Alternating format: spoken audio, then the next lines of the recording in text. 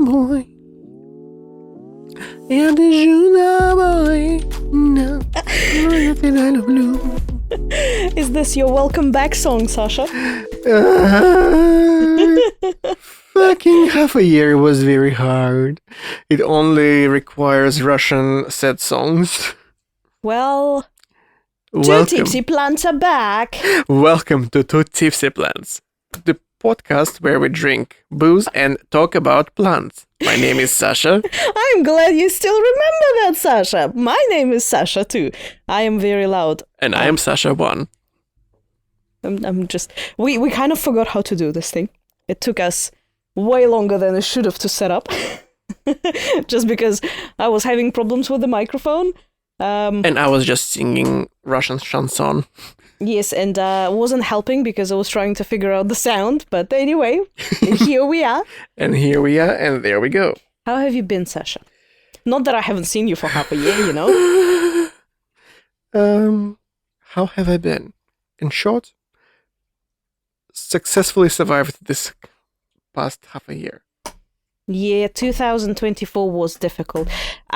If you hear funny sounds, we apologize. We have 2 dogs in the house today, and we are filming in my living room just because it's comfier here, and we don't want to lock them out because there's no one else in the house.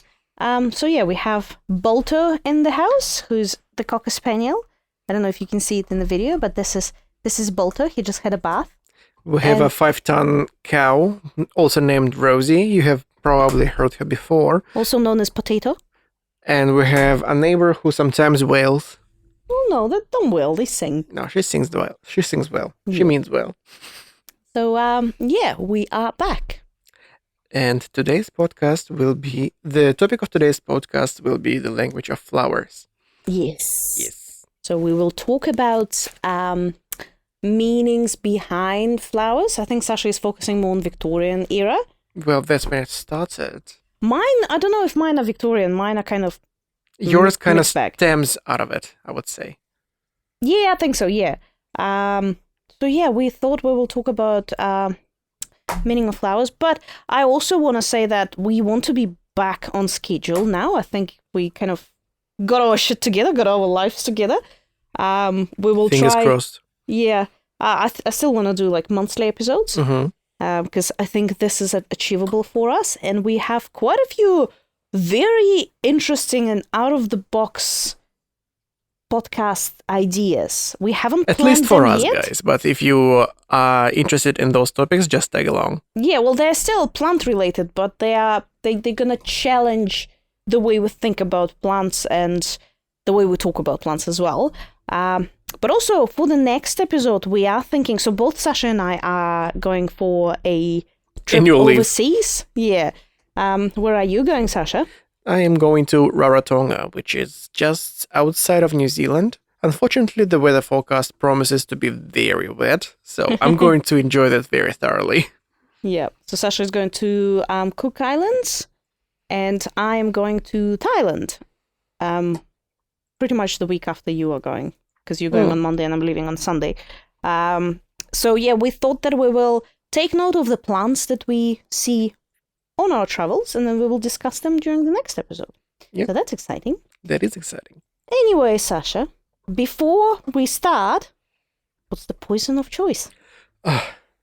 Right, I completely forgot that we have a poison today. Of course I didn't.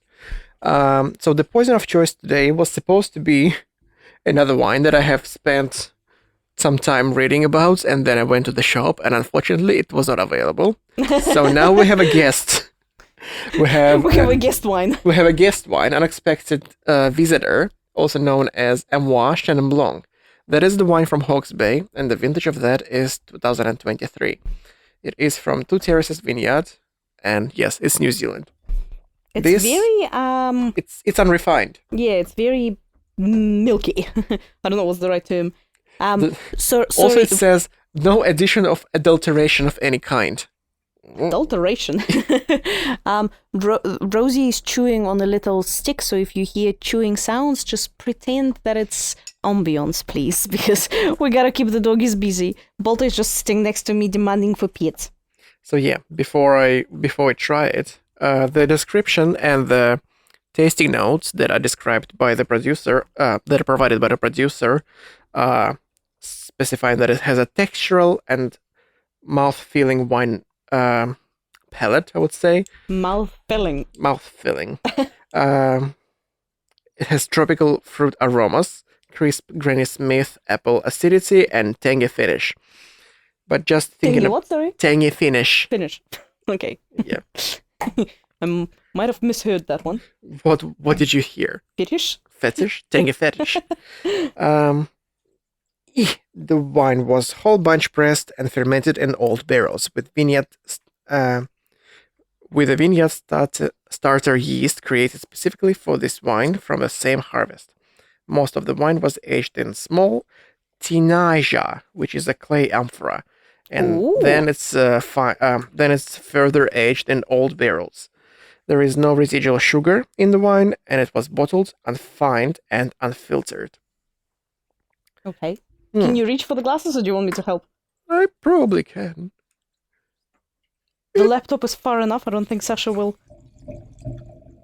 reach that far. Can you reach for mine? Ooh, Sasha has long arms. It is a very yellow wine, I must say. So yeah, the fact that it is from 2003 means that don't expect too much from the wine. The 13 or 2003.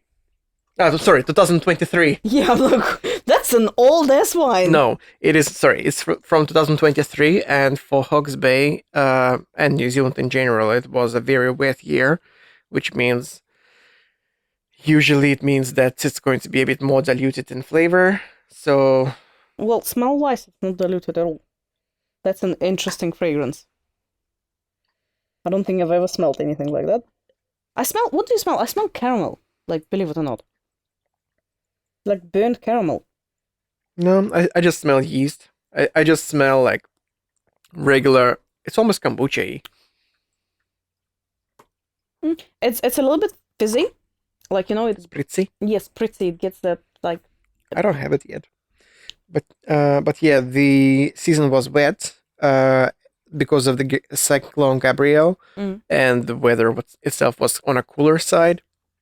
Chenin Blanc is also a little bit harder to grow, I would say, but I don't mind it. I'm not a big fan of unfiltered wines usually, but I don't mind this. It's kind of like a little bit like a sour peach. Sort of, yeah. I still taste mostly kombucha.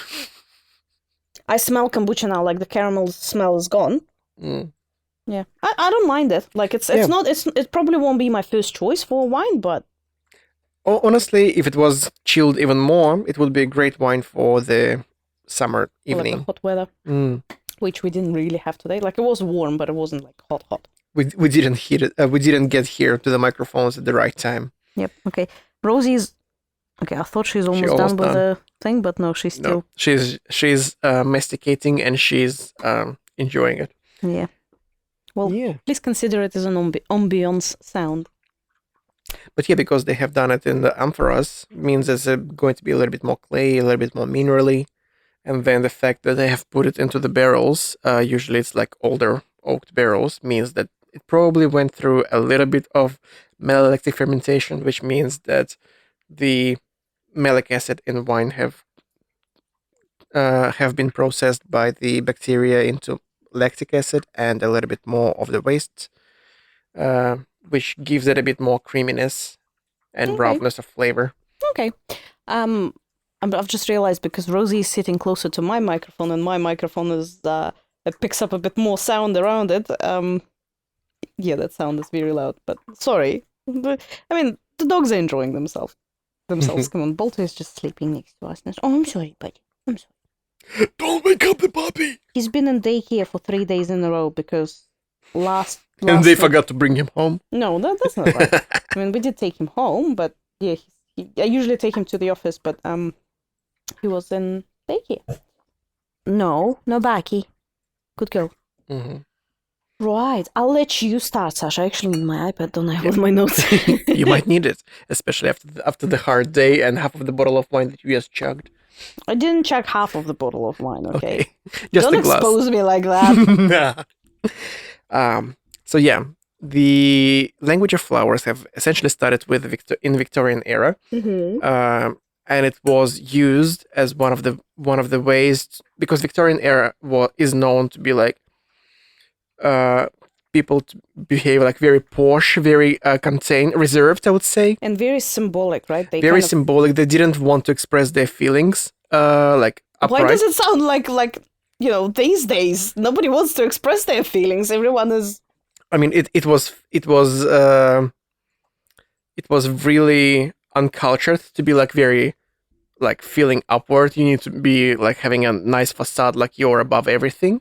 Yeah, and So you gave signs with things that you wore and things that you had, right? Rather than that's why the tongue and speaking out the truth. That's why the high society decided to develop signs. Like they have developed their own language of expressing their feelings and what is happening in their life. So, but what's the other thing that contributed to that? So if we're talking about Victorian era and high society and the fact that they used flowers for is a symbolism, language, is it? Yeah, because back in the day, people used to collect plants because they were such a rarity, right? So speaking out with flowers wasn't only a language thing, but it was also kind of a status thing because people would have, orchids, let's say, and orchids were like, I don't know, they were super expensive. Mm-hmm. But funny enough, the Victorian era language of flowers does not really utilize anything that is exotic. It's mostly weeds, if you think about it. I guess makes me wonder if the sort of middle class adopt that as well. It was a very accessible language. Yeah, but I mean, what if they adopted with flowers that they could find? Again, we're talking about Victorian era, so it's going to be England, it's going to be France. Yeah. So they will be using mostly Europe. So let's think about plants that you will see on the streets or in the gardens of Europe, which is going to be all the weeds that you will find in New Zealand. Yep. Cool. So, would you like to start? Yeah. But yeah, the flower meanings were taken from the literature, mythology, religion, medieval legends, and just the shape of the flowers sometimes, and what people actually think about, like feel how the flowers feel, present themselves. I don't know. Speaking of orchids, remember? So we did a whole episode on orchids before, and orchids usually symbolize a vagina. Fertility, vagina. Yeah. So, did people wear orchids to be like, I'm open to, mingle? No, Sasha actually did orchids. Okay, that's good. That's good. There is an orchid in here. I didn't do orchids because I knew that you would. You love your orchids. Orchid actually was a symbol of elegance and beauty. Okay. So nothing too upfront. Again, we're talking about Victorian times. Yeah, People are a bit more posh and reserved. More reserved. They're not gonna jump on you straight away, and like they're not gonna wear the eggplant on a head. Can you imagine a unicorn style eggplant? Don't expose me. Yeah. So the typical. Okay, let's think about the plants that I wanted to talk about.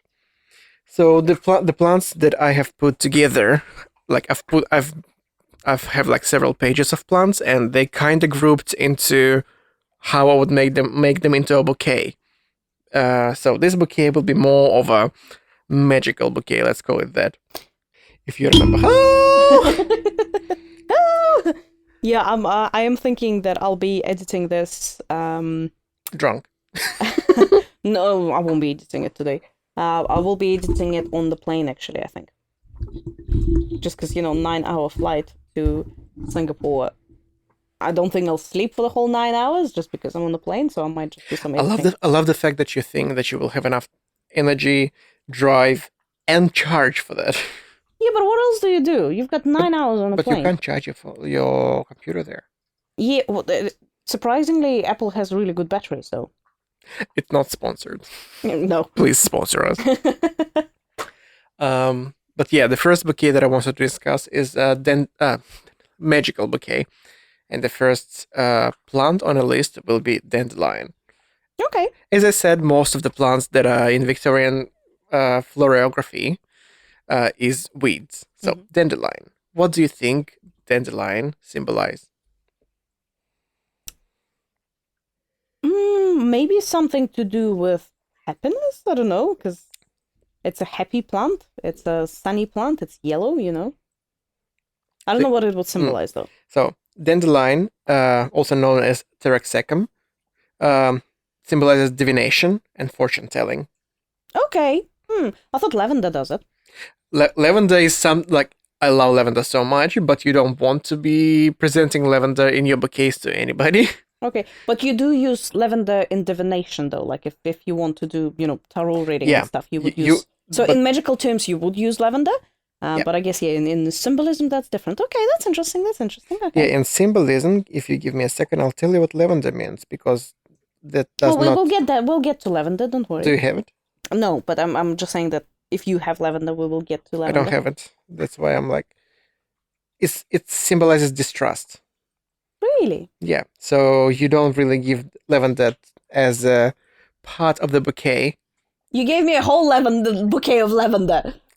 Well, that was not to symbolize anything. If you're trying to deliver a message, don't put a lavender in your hat. Don't wear the lavender on your literally your pocket. Everything that I do. If I see lavender, I snap one flower, put it in my hair, put it on my head, or put it in my pocket. Again, we're not living in the Victorian era. Yeah, I'm just joking. But if you will try time travel. But yeah, it is divination and fortune telling, and it also pairs well with fern and foxgloves, which later will be discussed in our podcast. I didn't do foxgloves. It's good because I did assume that you might do it. So yeah, it is a dandelion associated with wishes and fortune telling, and it is a customary in many Western cultures to make a wish while blowing on a dandelion. Oh yes, it is true. I mean, even in our childhood, you would do that. You will make a wish and blow on a dandelion. Do you remember the game? Chai, coffee, молоко? Tea, coffee, or milk? Have you never done that? So what you would do is, you know how once dandelion's done flowering, it turns into seed head, right? So before it actually opens up as a full seed head, the gray-white flying seed heads, it kind of looks like a little vase pretty much with just fluffs poking out of it. So what we would do is you predict if it's going to be tea, coffee, or milk, which means that if tea means brown, coffee means almost black, and milk means white. So you would pull the seed heads out, and then the flower, the color of the seed heads would be the answer. Tea, coffee, or white. Yeah. So that's something that we did. No, the only game with dandelions that I have played was going to my friend and saying, close your eyes and open your mouth. And when they do that, you blow the dandelion into their mouth. Do you blow it or do you just... You can either stick it in, or you can blow it. Okay. We are still talking about dandelions, by the way. I thought you'll be like, right? We're still talking about dandelions, right? Yeah. Okay. Also, just thinking of dandelions, Agatha? Why? Or remember how the last trial was she needed to grow something? Yeah. And it was the Was it dandelion seed? Yeah, it was dandelion seed. Oh yeah, I completely forgot about that. Yeah, I don't know why, but I just thought about that. Rosie, I just refilled it. It's going to be empty in no time. It's okay. Let's give her a second. Yeah, we have like a little fountain. So our cats, it's off topic, but our cats, they like drinking water from either a toilet if we don't close the lid, or from my propagation dishes. Like if I have plants and water, they'll drink water out of there. They have clean water, like in 2 bowls in the house. Wouldn't drink from that, so we just bought them one of those, fountains. So if you hear water in the background, that's the fountain as well. And Rosie just had some drink out of that as well. Mm-hmm. Do you want me to mention any other plants on a bouquet, or do you want to take over for a second? No, you can actually go. Maybe you finish your bouquet, because you said you've got the bouquet has like 4 of them. 4 plants. It doesn't have the foxgloves in this bouquet. Okay. So what does that bouquet? So the combination of those flowers I would just means something, no? That's the bouquet that I made. Oh, okay. So it's not something that is because there are bouquets in this book as well that I'm referring to that actually has bouquets that you would give to your friends or to your people who just got married or have a newborn. Okay. But this one is like, if you have your friend who loves tarot and a little bit witchy, you give this bouquet to the friend. So the next plant, what is the most magical plant that you can think of? If we're thinking about Russian pagan culture. Oh, okay. I thought because the most magical plant would be Hoya, but in terms of the because it's a star-shaped flower, Okay. so it's got like pentagon.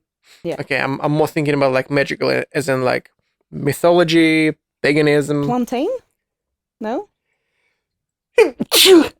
I guess. Hey, speaking of magic and superstitions, in Russian, if you sneeze, that means that someone is telling the truth. So you're talking about field flowers? Uh, it also is kind of misleading question because that plant is not particularly a flower. But if you find the flower of that plant, it means you're going to be like very lucky. Complete brain fart. If you find 4 leaves, you're lucky as well, no? No, No? not the clover. Oh. So I'm talking about the fern. Okay. So ferns do not flower. Oh, but, they have kuru. But yeah, kuru is just unfolded leaf. Yeah. Yeah. But in Russian paganism, there is a day of Ivan the Bath, Ivan Kupala.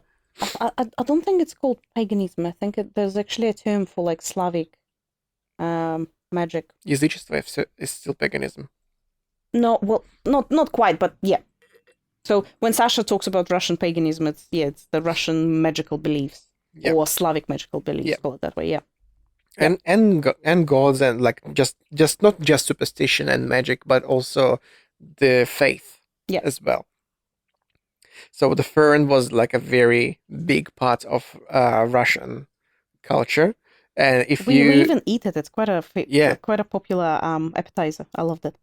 Yeah. And if you find a flowering fern on the day of Ivana Kupala, which Ivan Kupala, I think it's somewhere in the middle of summer. I don't know. I'm not that familiar with Russian customs. But yeah, it's like you will get like fortune in your life, and like it will get your every wish essentially. Okay. But yeah, good luck finding that because it doesn't flower. Yeah. Okay. And fern itself in the book of florography also is going by magic and secrecy. Okay. Also paired with foxglove and a poppy. Okay. No, I didn't do. I did see foxgloves in the book, but didn't do foxgloves. The next plant will be eucalyptus. Okay. What do you think eucalyptus do? I can't even. No, actually, I know eucalyptus flowers. Yeah, they're very like round and fluffy. I've never seen it in real life. I think I've seen the eucalyptus flower the first time in this book. No, you probably just didn't pay attention to it. Because obviously eucalyptus grows here, and it also depends on the eucalyptus type, because they have different colors and flowers, obviously. Like I've seen it before. Not sure what it would mean. No, because obviously it's a flammable plant. So I wonder if it's like lust or something. I don't know. It's a protection, unfortunately. Okay. It's not gonna protect you if it's so flammable. No, it's not gonna protect you from fire for sure. But yeah, Aboriginal people used eucalyptus oil to disinfect, soothe, and treat many common ailments, thus providing protection from illnesses, named by Charles Louis. Mm-hmm. And in 1788, eucalyptus name comes from Greek roots. Cut it out. But yeah, eucalyptus apparently is paired in this book with heather for good luck, and with queens and slaves for the wish to the recipient of the safe travels. Okay. Interesting. And the last plant on this list will be Protea. Protea, okay. Apparently, they had proteas in Victorian times. Well, possible, because obviously... I thought they're mostly Australian. No, proteas are South African. Okay. And South Africa used to be a colony of Great Britain as well, so... I'm not that great at history. If I said something wrong, I apologize, but I'm pretty... No, sorry, no, I just said a very stupid thing, no. Which one? About out of all of them? South Africa being a British colony. It could have been. No? It was Dutch. Dutch colony. Okay. Well, all the colonial countries, it means it's easy transport of goods. So the Protea symbolizes transformation. The Protea flower was named for Proteus, the son of Greek god Poseidon. Like Proteus, who could change shape whenever he wanted, Protea is an extraordinarily diverse plant genus and able to take many different forms. Yeah, I love Protea flowers. Yeah. I love King Proteus. I think I like Queen Proteus more. So Queen ones are like the more like blast shape. Yeah. And King ones, they actually... So if you think of Queen and King crowns, so the Queen one is like a more... Almost like a Princess Peach sort of crown, where King ones are like the one that... A bit more the ones flashy. that are a bit more open, yeah. Okay, that's the end of the bouquet for now. Okay, I don't have bouquets. Mine are more just single flowers. Oh, my battery pack died. So, I'm gonna talk about the flower that you hate. Which flower do I hate? Let's think about it. Roses. No, I'm not gonna. We actually we had the discussion We before. both not included Yeah, we decided roses. not to include roses. Because both of us don't like roses actually. Yeah, I don't mind seeing a bush of roses. Like I actually like, when we go to Hagley Park and the rose garden, I actually don't mind visiting it. But as a cat flower, I don't like roses. I'm gonna talk about camellias. I think I had it in one of my bouquets as well. Okay. But it's okay. So, camellias. So we talked about camellias before. Do you remember what it symbolizes, if I'm not wrong, in Chinese culture? In Chinese culture, you are correct. I remember... Prosperity? No, I don't remember the actual symbol, but I remember that because camellia flower is such short-leaved flower, because they don't leave Not for long. prosperity then. I remember that it was a bad omen to put it in your hair, if you want to get pregnant, because it doesn't leave for too long or something like that. We did cover it in one of our episodes. Unfortunately, I can't remember the full meaning. But did you know, that was actually a fun fact that I've discovered and I didn't know about it. So, what is one of the well-known facts about New Zealand and about culture and women? New Zealand became the first country that granted women a right to vote. Okay. That was in 1893. And apparently during the petitions and rallies that preceded the bill enactment, suffragists presented white camellias to their supporters in Parliament. So people wore them as buttonholes to support the bill. There was a sabotage because it's short-lived flower. Yeah, but I mean, it was, obviously to support the bill to grant women the right to vote. But apparently, I don't know if it's true, but the anti-suffragists, they wore red camellias, apparently. So white camellias were for the vote and red were against the vote, I think. Yeah, so that was quite interesting. So Pussy Riot. And apparently, Coco Chanel was actually a big fan of camellias as well.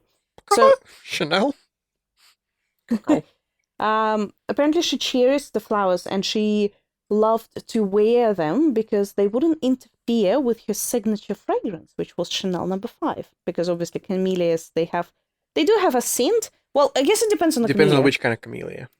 Japanese also ones it's- don't really have a scent, but like the Senko varieties, they do have quite a strong scent depending on the ones that you. But it's also quite like floral, a bit more teaish, earthy. Yeah. It's not like in your face. It's not like a lily aroma. Not like lily or like lilac.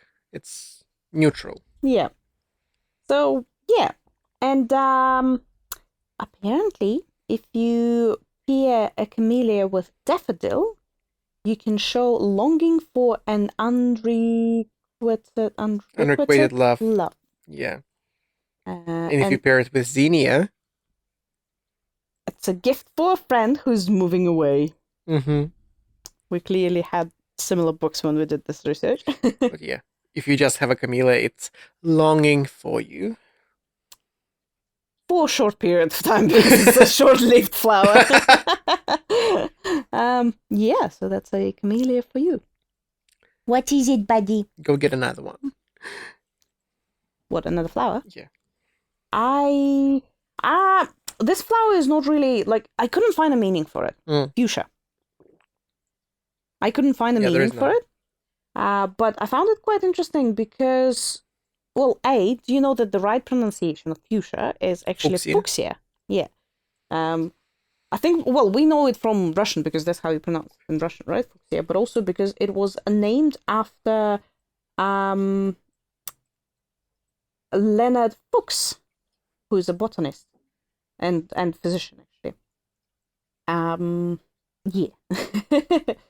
And a fun fact for fuchsias, apparently it became a Yves Saint Laurent #1 lipstick color, pretty much. The fuchsia color. Yeah. Fuchsia. Yeah. And apparently so it's the same color as the night owl bus, I think. No, it's more magenta. Okay. So apparently also the color used to be called fuchsia, but then for the ease of relatability they called it magenta. Okay. Which I think is related to manganese because manganese is that color. Yeah. Yeah, I found it quite interesting. I actually tried to find the meaning for fuchsia, but I couldn't. Do you know that there is a native fuchsia? Native fuchsia? Yeah. Yeah. There are two types, actually. One of them is a tree fuchsia, and the other one is like a creeping fuchsia. And do you know that the berries are actually edible? Please, guys, don't eat fuchsia berries just because we don't know what kind of variety of fuchsia is growing in your garden. Yeah, but Sasha is correct. Don't do your own research. But yeah, apparently they are edible, which is surprising because usually plants that are so vibrant in color, they're usually poisonous. Very fucking poisonous, yes. Yeah. But no, fuchsia flowers are actually edible. Remember I sent you a picture of the fuchsia that grows at the place that we used to live in, that is owned by our friend now? Yeah, it's huge. It was like I literally bought a plant. It was, I don't know, maybe like 20 you know those tall? like 350 pot plant that you buy at one of the garden box. Yeah. Well, as I said, it was like, I don't know, 20 centimeters tops in size, and now it's taller than me, and it's essentially a wall on a house. Yeah, it covers a wall on a house up to the roof. Yeah, beautiful though. Mm-hmm. Do you know how I actually ended up with this topic? Have you watched Enola Holmes? Yep. Yeah. So that's why I actually wanted to discuss this topic and talk about it because her mother have created her own florography cards for her daughter. And was that in the first or the second movie? The first one. Okay. Because she essentially drew the flowers herself, which is quite special already, but then she wrote the meaning to each of the plants. So that way she can like send messages. Oh, that's right. Yes, I just remembered that. Send messages to her daughter. Yeah. Without without the book that the cards that she has, nobody else can decipher it. Mm-hmm. And that's cool. So that's why I'm thinking, like, if you can't find the meaning of fuchsia, you can always try to figure out what would you assign. What would I assign to fuchsia? Honestly, Vigor. vigor, but also I don't know how to put it, but like you know how it looks so elegant and fragile, but it's not. Mm. It's actually a very robust flower. It looks beautiful in hanging baskets. So I'd probably Resilience. yeah, or But power, almost like like a but you know that you're thinking from the point of view of a botanist. yeah. But you need to be thinking of the fragile lady who doesn't know much of Victorian society. So it's like, what is this flower? I don't know. It looks like it's going to deliver, I don't know. What is the vibe? The vibe is dance. Yeah. I feel like I don't know why, but I associate the word dance with it. Like Well, maybe just because the flower petals are going like kind of wavy yeah, but upwards. also the color. Like it's bright. It's fun. Mm. Yeah, maybe it's like I don't know something related to dancing or Dance, enjoying fun, yourself. Fun. vibrancy. Yeah. Yeah. Maybe you wear it so that a gentleman would invite you for a dance at the ball. I don't know. That is not a bad one. Mm. But yeah, Camellia was one of going back to Camellia that you have covered. That was part of one of my bouquets. Yeah. I'm not really sure what to call this bouquet, to be honest. Is it short-lived bouquet? Buddy, mommy is busy. Sorry, my dog is demanding attention from me. I'm busy. I think this bouquet was mostly just because it was the flowers that I know, but I didn't expect them to have that meaning. Okay. So Camellia, longing for you. I'm like, why? The second flower was cattail. Yep. And the meaning of that was peace and prosperity. I'm like, how is it prosperity? How is it peace? Prosperity just because there is shit ton of seeds in it. And on our group chat, you were like, go and bite it. I'm like, girl, somebody's gonna choke. Well, that's why I'm like, it's not really peaceful because obviously if you break it, it just expands because it's such a compressed seed head that if you break it, it just literally I don't know quadruples in size. So maybe that's why it's a prosperity, but why is it a peace? Yeah, it's is not it because peaceful. when the wind is blowing, it's just like, kind of like going up and down and like with You can take moves with the any wind? grass like a tussock. You can assign any tussock to that. Yeah, probably is assigned to that as well. Yeah. The other one was cypress. Okay. And what would you assign cypress to? Like, I love cypress. I love how it looks like as a bunch, and I want to put it in every bouquet that I want. But what would you assign it to? Freshness. Yeah, it's assigned to death. Death and mourning. Oh, interesting. I wonder if that's because it looks like rosemary, because it's also quite spiky. Because rosemary is also clarity. Yeah, well, it's mental clarity, but also no, but it's in this book as well. That's clarity. Yeah, but rosemary is used during funerals, let's say, because it's a embalming fluid, embalming oil to kind of not smell the body. No, it's related to memories. So it's a very like it's a plant of memories. For that, I would because it's clarity and improves the memory properties. So if it was a bouquet for a funeral, I would probably put cypress. I would put rosemary. I would put forget-me-nots. Yeah. So and maybe a baby's breath. Yeah, because they are also related to that. Rosemary, like the funeral that I attended last year. The one that I attended not too long ago. Before the hearse left, you would say your goodbyes, and they had like a basket of flowers. So they had flowers and they had rosemary branches as well. So you would take either a flower or rosemary branch and you would put it on a casket in the hearse before it leaves. Yeah. So that was rosemary there. There were rosemary and I think they had tulips as well. But that's obviously the person's. Tulips is weird because tulips is like a very. Give me a second. No, I think that was just a preferred flower. for the person that passed away. Yeah, there we go. Tulips. Yeah, I've got tulips as well. Declare my love for you. I love you, Sasha. Declare your love for me. Tulips. It's such a weird thing. The name tulip has its roots in the Latin word tulipa, which comes from the Turkish word tulband, which comes from a Persian word dalband, meaning turban, gauze, or muslin, but was given for the flower's resemblance of turban. I think we've actually discussed that before, that someone called it wrongly, and yeah. No, I can't remember that. Literally. No, we did talk about it. Like, I remember that. I found rosemary. It's remembrance and wisdom.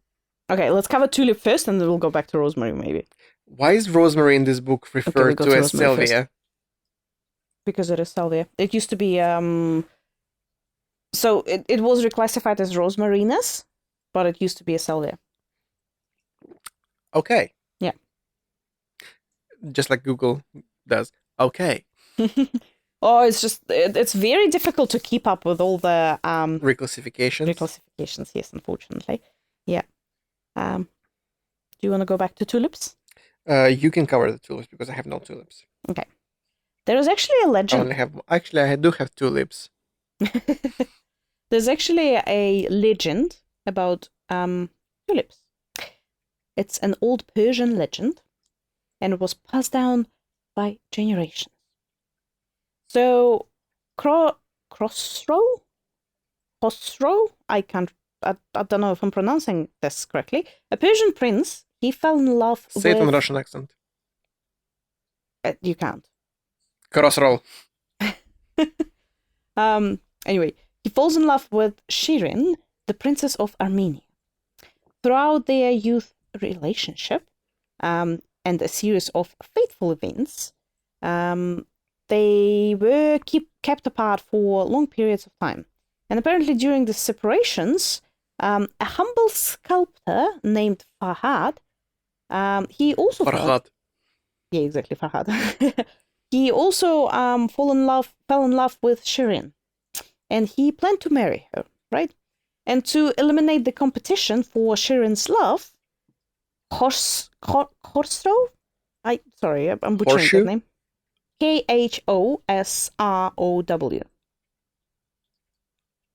Khosrow. Khosrow.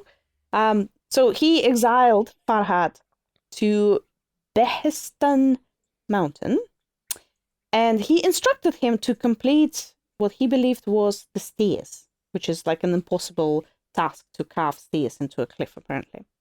And while the mountain, Farhad received false news that Shirin died. Farhad.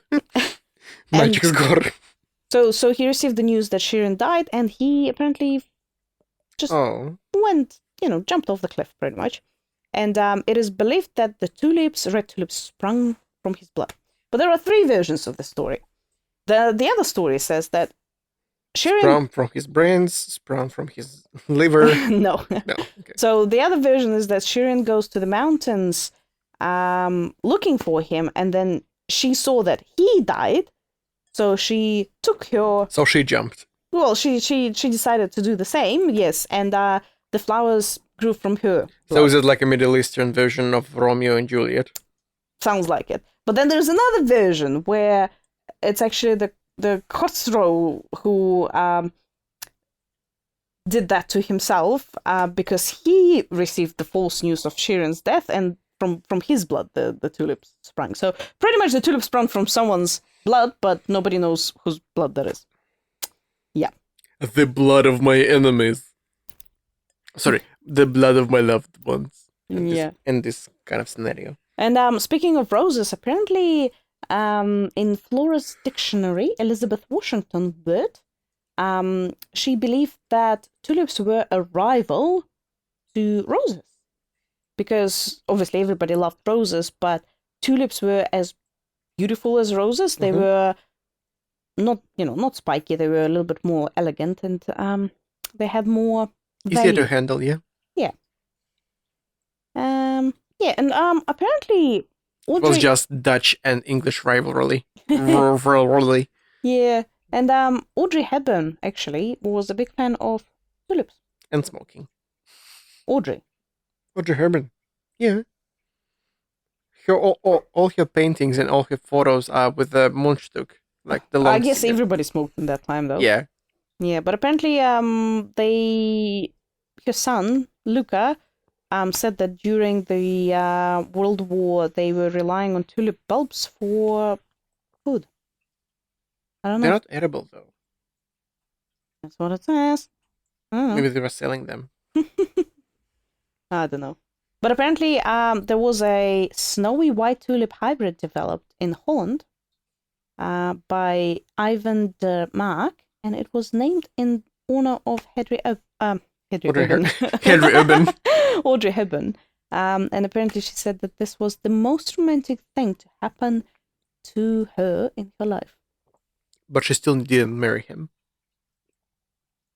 Well, I mean, it's a romantic thing. It's not a romantic gesture, you know. Yeah. I actually don't know the meanings. I did not write the meanings of the tulips. Of the tulips? No. Yeah, I've said it already. I declare my love for you. Oh, another one. It's a tulip. Another one. Yeah, it's another one to declare the love, but also it's very romantic to declare your love for you and do the hybrid and dedicate it to somebody. Maybe that's why it's a rival to roses as well, because roses obviously symbolize love as well, depending on the color of the rose. And yeah, again, a Turkish legend tells of two lovers, Ferhat and Shirin, who long to be together, blah, blah, blah. Yeah. It is the same story. Yeah. Pairs well with buttercups to indicate the affection for a charming new love, and with ivy as a gift for a newly engaged couple. I can't imagine ivy and tulips in one.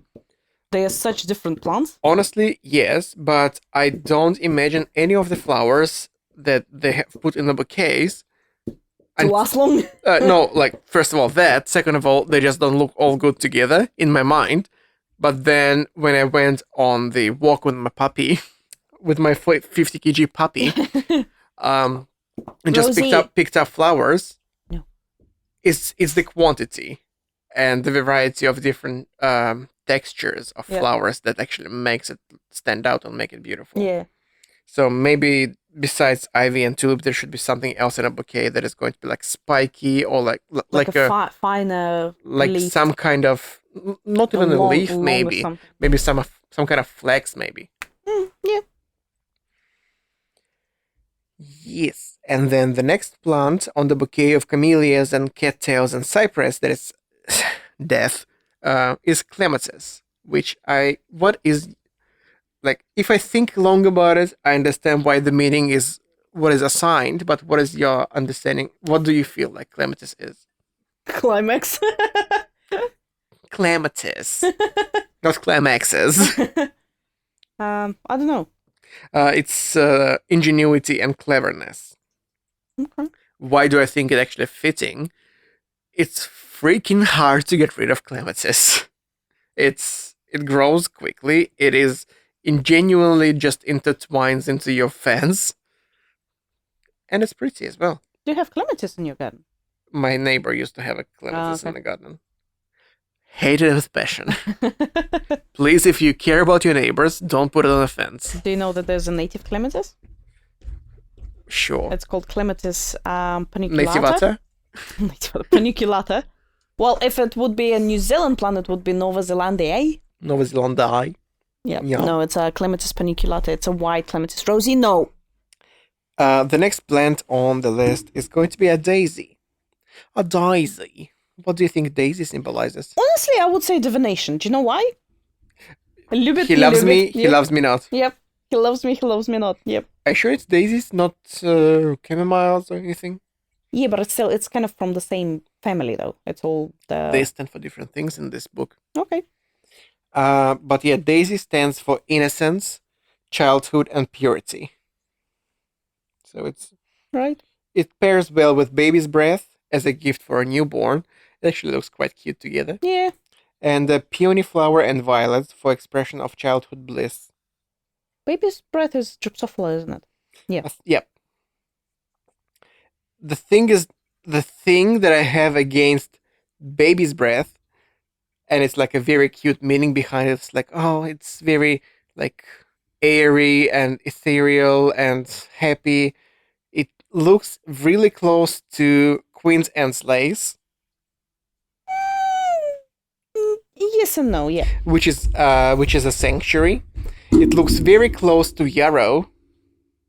Well, not quite. If you think of Gypsophila, so yarrow is more like an umbrella flower, right? Yeah. Same with like Queen's. And Queen Anne's lace. Yeah, Queen Anne's lace. I think so. Yarrow is a herb. You can actually use it in your teas and stuff.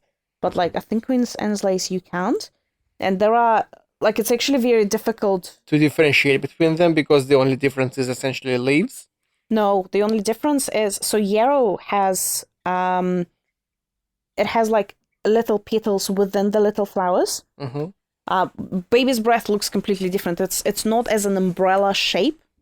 It's more of like a very like a cloud, white. Pretty much. Yeah, but the other ones are very umbrella shaped. But yeah, yarrow. I'll show you some flowers, but it has like pretty much another row of yellow or pink flowers inside of each flower. So if you look closely, you'll see it, and you know that it's yarrow. And then there is hemlock. And hemlock is like super freaking poisonous. So yeah, if you guys are into foraging, do your research. I actually have a really good book on foraging in New Zealand. Do your research and like make sure that whatever you're foraging and consuming is edible and safe. All right, maybe not the baby's breath, but will you agree that yarrow, hemlock, Queen's Anne's lace? Yes, they all look very similar. There are ways to differentiate it. So apparently, just to let you know. So yarrow is the first one, right? It's more compact if you look at the flower, and yarrow has small flowers inside. Hemlock is taller, much taller, and the flowers are more spread apart. Mm-hmm. And Queen Anne's lace, it's more like it has more green if you look at it. Okay. So once you see them in real life and actually pay attention, you'll be able to differentiate them. But like, yeah, hemlock and because all of them they come from carrot family. Yeah. Yeah. Parsnips. Well, parsnips, carrots. Yeah. But all the different meanings in the hat. So you need to be very like in the hat of the Victorian lady.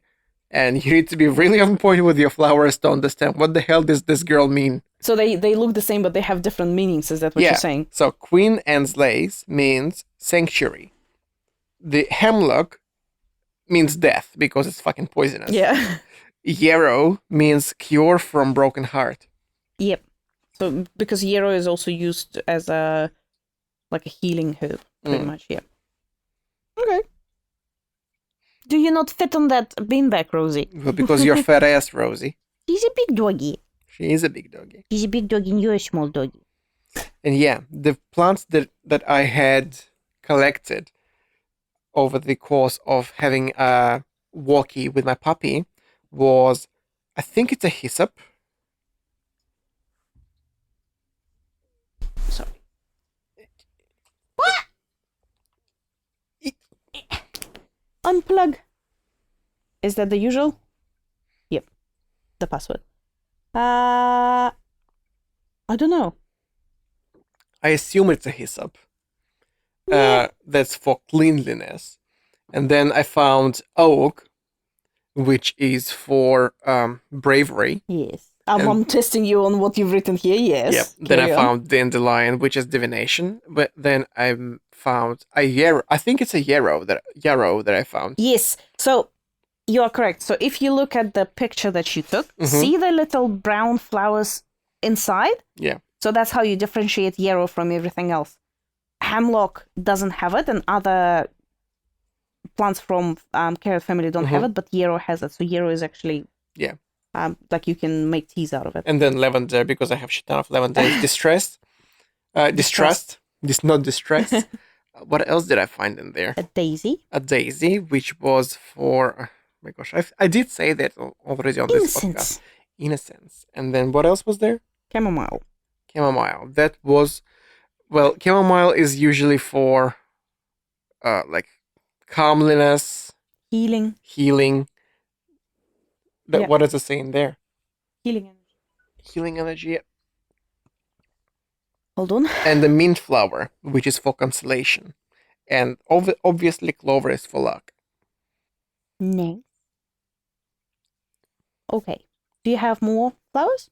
I can just keep on going through the book because it's really, really easy to keep on talking about it. Okay. Maybe we do 2 more flowers each, and then we call it an episode, because, we're getting close to an hour mark. Okay. What I'd like to talk about is, let's talk about nasturtiums. Yeah. Besides the fact that they're great, one of the 3 sisters that needs to be planted. Well, it's not 3 sisters. Marigold, corn, and something else. 3 sisters to be planted. What's the story? Do you not know about 3 sisters? No. So it's in agriculture. It's literally called 3 sisters. 3 plants to plant together because it's beneficial planting. Companion planting. Companion planting. Yeah. Okay. Well, nasturtiums, they use... Maybe it's not one of the 3 sisters, but it is also a companion plant. It is a companion plant because nasturtiums attract aphids, and you want to have nasturtiums in your garden to attract all the aphids to them rather than to other plants. Yeah. So nasturtiums are, well, they're fully edible. You can eat leaves, flowers, and seeds. Not as pleasant, I would say. My palate, not as pleasant. I actually really like making poor man's capers out of nasturtium seeds. That's nice. Yeah, you did a good job with that. Yeah, I've got so many of them in the garden that I'm gonna do it this year as well. But what I'm gonna do is I'm gonna dry the flowers, and I'm gonna make a tincture out of it as well. So it's gonna be quite a spicy tincture.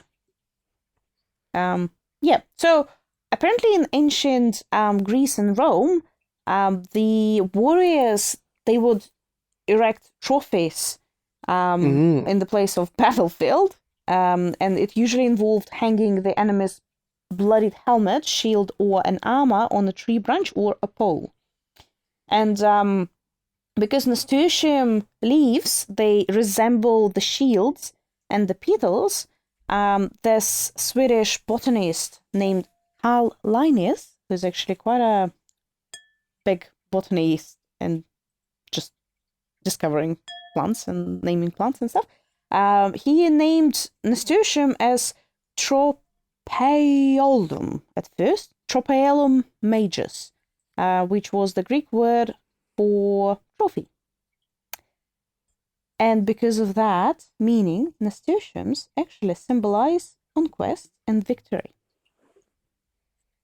And apparently Linnaeus's daughter Elizabeth, she thought that the flowers emitted glow. You know how bright they are? They usually come in like red, orange, or yellow colors, and they're quite bright.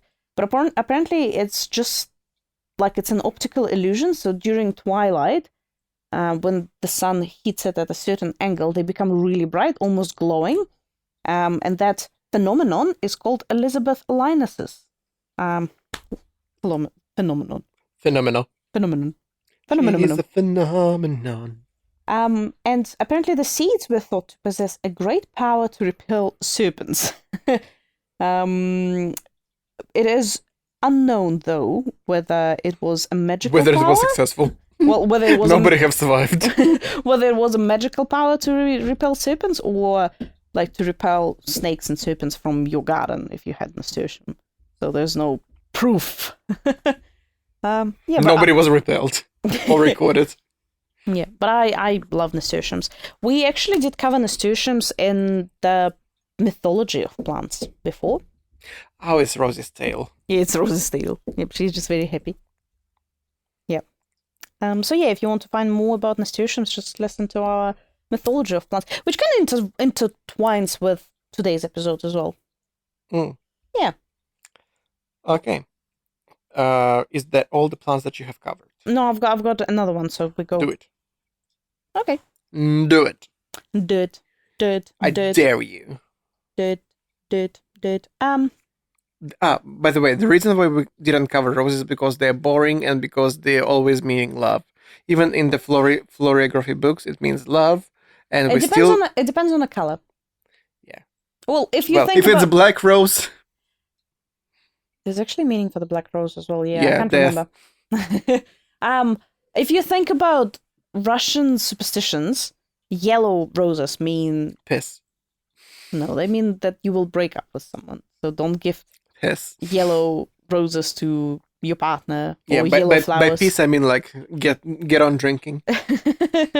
Getting pissed. Yeah. Speaking of yellow and yellow flowers, what is another yellow flower that comes to your mind? Pansy, It's actually in season now. sunflower. Yes. What is it?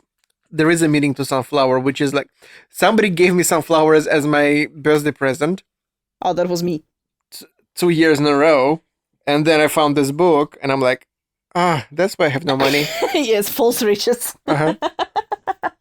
So, do you know why? Do you know why the Yeah. meaning is false riches? Because when the Spanish conquistadors came to Mayans and they saw the fields of sunflowers, they mistook it for Gold. the gold. Yeah, for piles of gold. Yeah. Freaking idiots. So the I think they were drunk.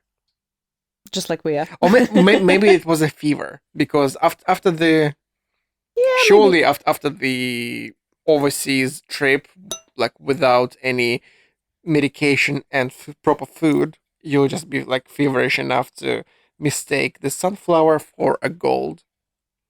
Yeah.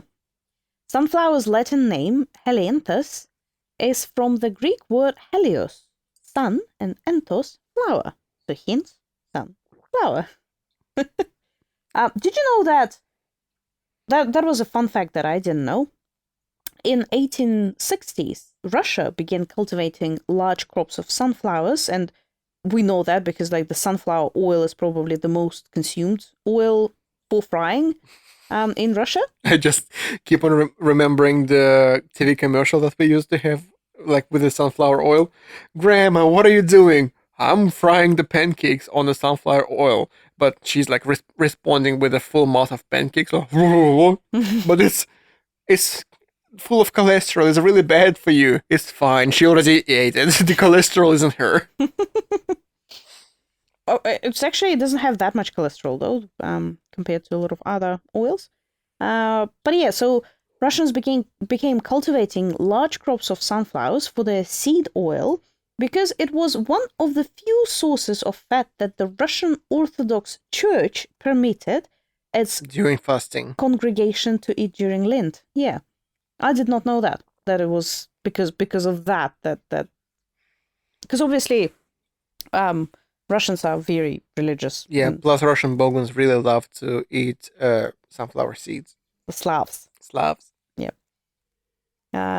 Yeah, and it's actually quite a popular snack in Russia as well. We have babushkas sitting sort of at bus stations. Just at the entrance of the what is it? Zhilo complex? Like the houses, you mean, though? Condominium, HDB. Well, it's not a condominium, it's just an apartment block. Apartment block. They will just be sitting at the entrance to the apartment block and just selling seeds. Selling seeds or eating seeds and saying that all the young girls passing by are the whores.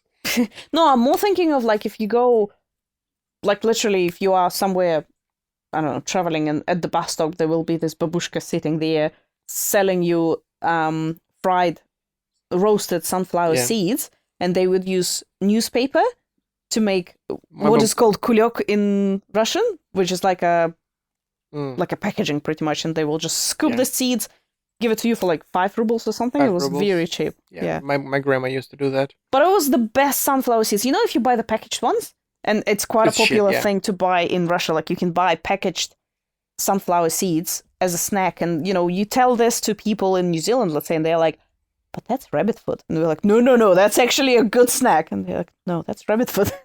No, and then like, because I still remember when I was a 5-year-old, we would go to the bazaar, which is a market, like a wet market. Yeah, I'd say it's a wet market. Yeah. And we would buy like raw seeds over there because it will be like cheapest chips. And then we would go home, and then she will fry it with oil, not with oil, just with salt. And then like she'll have like 10 kgs of fried sunflower seed, and then with that fucking bag, We go just outside to the bus stop and just sit there, Yeah. sell the seeds. Yeah. And people would buy it. People would happily buy it. Yeah. So some of the meanings and, interesting things about helianthus, which is the sunflower, right? If growing helianthus in the garden, you will have very good luck. So grow some sunflowers, right? It is believed that if you put a sunflower under your bed, you will dream about anything you need to know the truth about. So if you have a big ass sunflower. Just in your kitchen right now? Yeah, actually, Daria went to the sunflower fields and she brought me some sunflowers. It was very sweet of her. It's dropping pollen at the moment. It's okay. It's you can wipe it.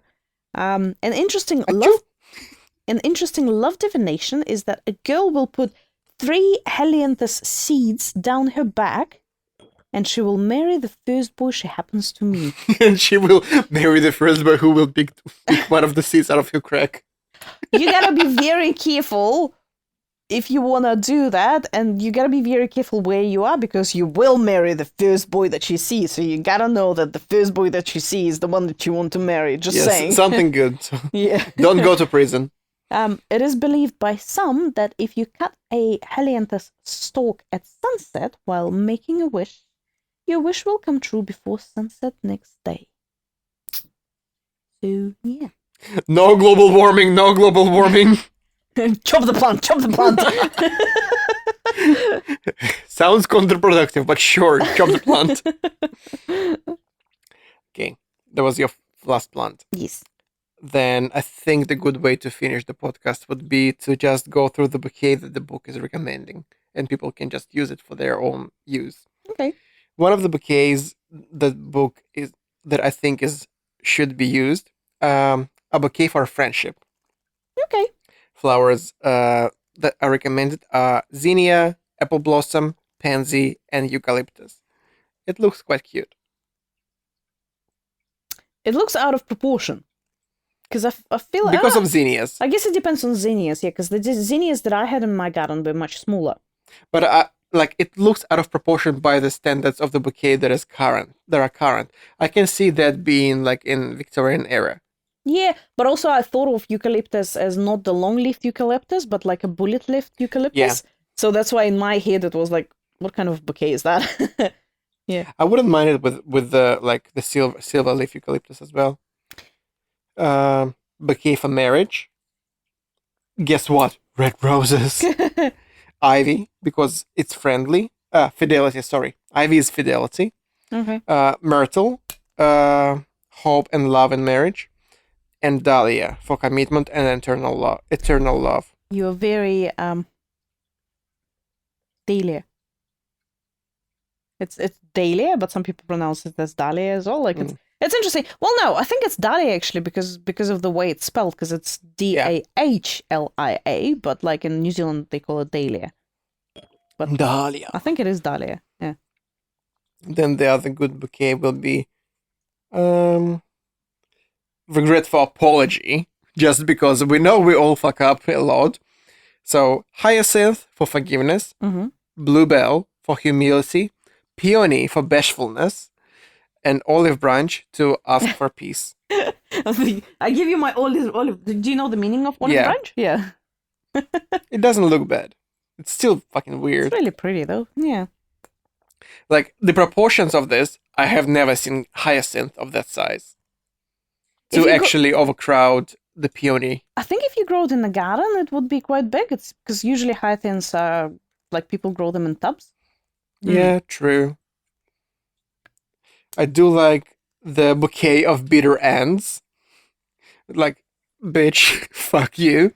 That's going to be a petunia for anger and resentment, datura for deceitful charms, tansy for hostility, thistle for misanthropy, and wormwood for bitterness.